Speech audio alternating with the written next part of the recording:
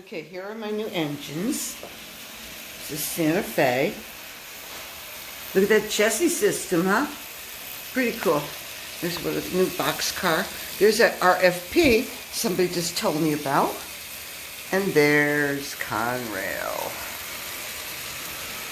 And a little coal truck in the back. And everything seems to be working well.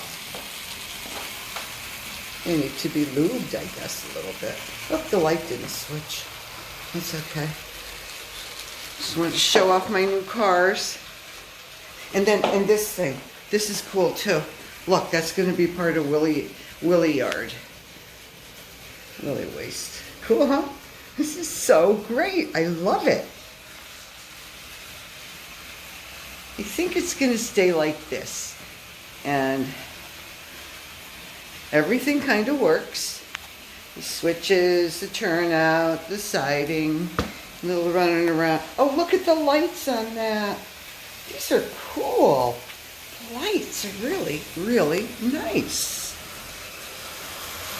Wow. Okay. Anyway, I'm just showing off my new stuff here.